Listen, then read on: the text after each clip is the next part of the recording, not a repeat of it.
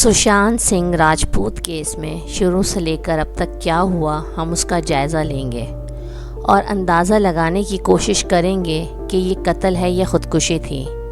14 जून 2020 का दिन और दोपहर का वक्त था। मैं सोकर उठी। मैंने फ़ोन देखा तो यूट्यूब भरा हुआ था, जिसमें बस एक ही बात चल रही थी, सुशांत सिंह राजपूत इस दुनिया में नहीं रहे। मुझे ये मजाक लगा, लेकिन जब मैंने यूट्यूब की ख़बरों को खोला तो मुझे समझ में आया कि ये मजाक नहीं है, ये सच है। मैं हैरान रह गई। यूट्यूब में ख़बर थी सुशांत सिंह राजपूत ने ख़ुदकुशी कर ली। दिमाग ने फ़ौरन बोला ऐसा नहीं हो सकता, ना ही वो एक्टर ऐसा कर सकता है, क्योंकि चंद महीने पहले ही तो उसने फ़िल्म छिछोरे में काम किया था और उसमें एक मैसेज दिया था कि ख़ुदकुशी कभी नहीं करनी चाहिए। जो इंसान ख़ुदकुशी के ख़िलाफ़ फ़िल्म में काम करे वो ख़ुद ऐसा कदम कैसे उठा सकता है। सुशांत सिंह राजपूत कोई छोटा मोटा अदाकार नहीं था, एक नामी अदाकार था जिसके करोड़ों चाहने वाले थे और इन सब लोगों का मानना था कि सुशांत सिंह राजपूत ने ख़ुदकुशी नहीं की, बल्कि उनका कत्ल हुआ है। सुशांत सिंह राजपूत की मौत का किस्सा जब शुरू हुआ, तफ्तीश आगे बढ़ी। आगे बढ़ते बढ़ते ये ड्रग केस में तब्दील हो गई। सुशांत सिंह राजपूत 21 जनवरी 1986 को पैदा हुए। उनकी 4 बड़ी बहनें थीं और वो एक ही भाई थे। साल था 2002 का। सुशांत 11 क्लास में पढ़ते थे और तभी उनकी वालिदा का इंतकाल हो जाता है, जिसके बाद पूरा ख़ानदान दिल्ली शिफ्ट हो जाता है।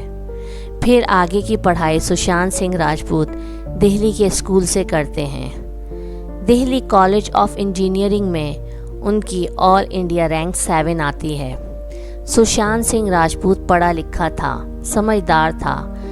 एक्टर बनने का ख्वाब लेकर सुशांत सिंह राजपूत बिना किसी की मदद, बिना किसी फिल्मी नाम, बिना किसी गॉड फादर के बम्बई चले जाते हैं।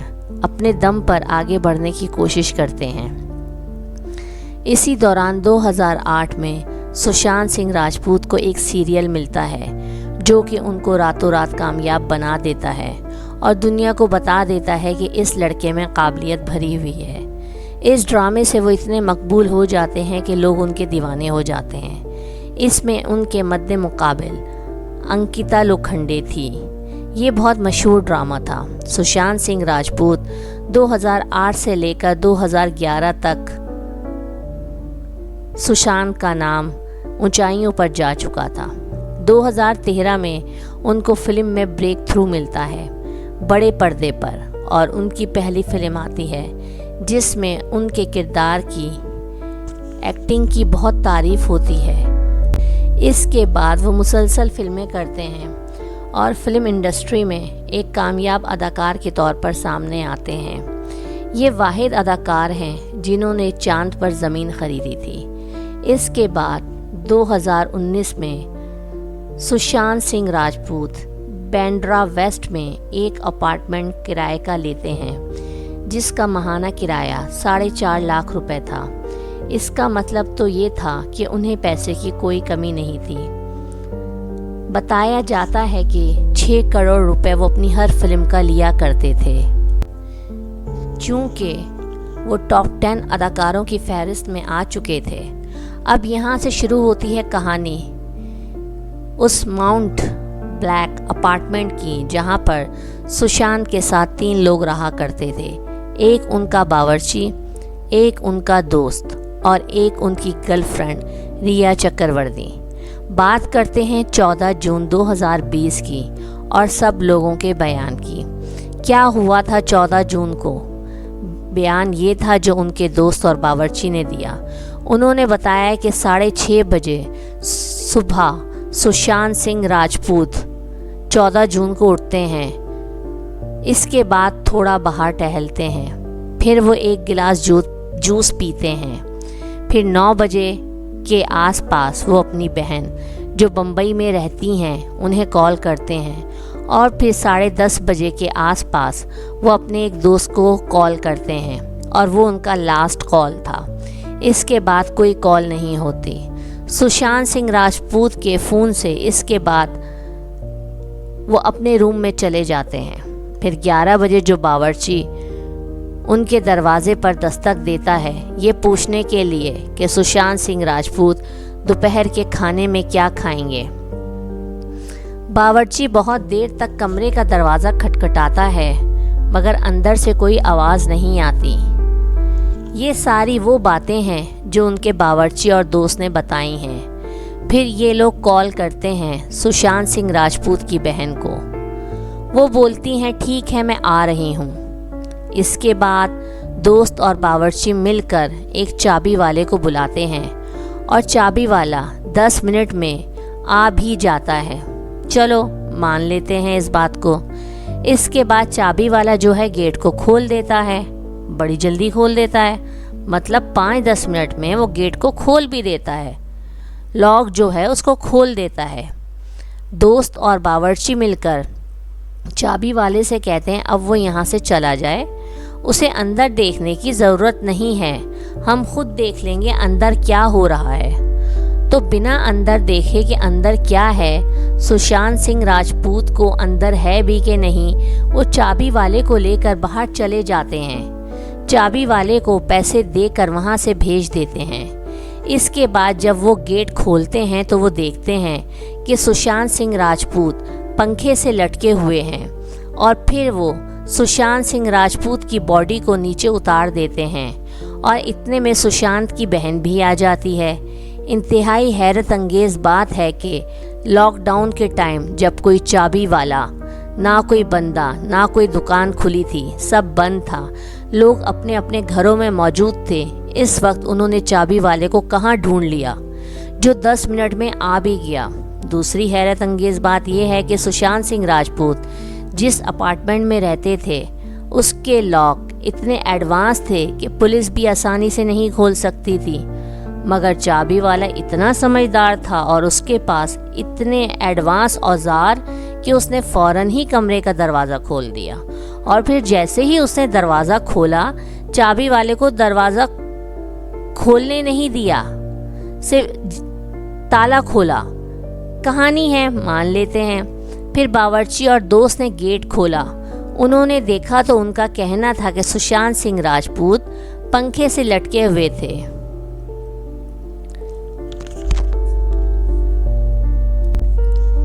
अगर थोड़ा दिमाग होता तो वो दोनों शायद इस क्राइम सीन को ख़राब ना करते और इसकी फ़ोटो लेते कि यहाँ पर ऐसा वाक़या हुआ है और मैं इसमें शामिल नहीं हूँ, मैंने ऐसा कुछ नहीं किया, तो फ़ोटो खींच लेता हूँ।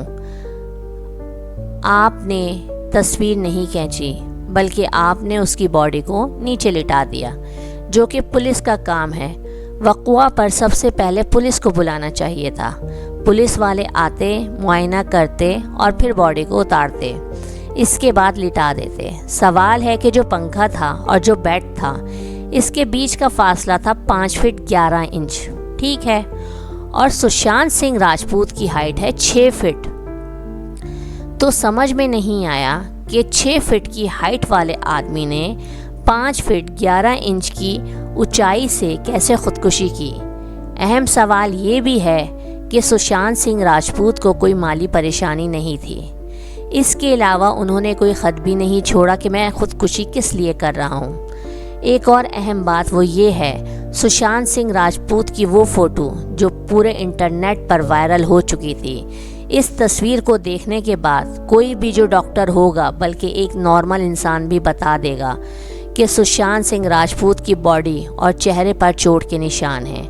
उनकी टांग टूटी हुई है, इसमें पूरे हाथ में चोट के निशान हैं, आँख के नीचे नील पड़ा हुआ है जैसे किसी ने पंच मारा हो, और गले में निशान है 3-4 जैसे किसी ने स्टेन गन से अटैक किया हो। वो निशान देखने के बाद 100% कंफर्म हो गया कि इसको आप खुदकुशी नहीं बोल सकते। पुलिस के आने के बाद सुशांत सिंह राजपूत की मैयत को कूपर हॉस्पिटल लेकर जाते हैं और पोस्टमार्टम में मौत की वजह लटकने की वजह से दम घुटने से हुई है। दूसरी तरफ पूरी फिल्म इंडस्ट्री मसनूई दुख का इजहार करती है और ऐलान कर देती है सुशांत सिंह राजपूत डिप्रेशन के मरीज़ थे, जिसकी वजह से उन्होंने ख़ुदकुशी की। सुशांत सिंह राजपूत की मौत पर ये बयानात वो लोग दे रहे थे जो ख़ुद मंशियात का इस्तेमाल करते हैं और बहुत बड़े बड़े स्टार हैं। सुशांत सिंह राजपूत के बारे में लोगों ने ये बात भी बोली कि वो अपनी साबका पीआर दिशा की मौत से बहुत परेशान थे। दिशा सालियान की मौत के बाद वो अपनी माँ को बहुत मिस करता था। रिया जो कि उसकी फ्रेंड है, गर्लफ्रेंड थी, उसने उसको छोड़ दिया था, इसलिए वो और ज़्यादा परेशान था। ड्रग्स लेने लग गया था, वो बहुत बीमार हो गया था, डिप्रेशन का शिकार हो गया था, इसलिए उसने ख़ुदकुशी कर ली। देखा जाए तो दिशा का केस कहीं ना कहीं सुशांत सिंह राजपूत के केस से जुड़ा हुआ है। दिशा सालियान केस में ये होता है कि 8 जून 2020 की रात दिशा 14 फ्लोर से नीचे गिर जाती है। दिशा के दोस्तों का कहना था कि वो लोग पार्टी कर रहे थे, दिशा नशे में थी, उसका पाँव फिसल गया और वो नीचे गिर गई। दिशा के केस को रफा दफा कर दिया और अहम बात यह है कि दिशा की मौत के दिन ही रिया चक्रवर्ती, जो कि सुशांत सिंह राजपूत की गर्लफ्रेंड थी, वो उन्हें छोड़कर चली जाती है। बात कुछ समझ में नहीं आई कि जिस दिन दिशा की मौत होती है, रिया उसी दिन अपने बॉयफ्रेंड को कैसे छोड़ के चली जाती है। बहरहाल इसी दौरान बम्बई पुलिस और बिहार पुलिस साथ में इस केस को हैंडल करती हैं और फिर ये केस सीबीआई के पास चला जाता है। 6 लोगों की कमेटी बैठती है जिसको लीड करते हैं सुधीर गुप्ता, और ये कमेटी भी उस पोस्टमार्टम रिपोर्ट को सही बोलती है और मरने की वजह लटकने की वजह से दम घुटना ही बताती है।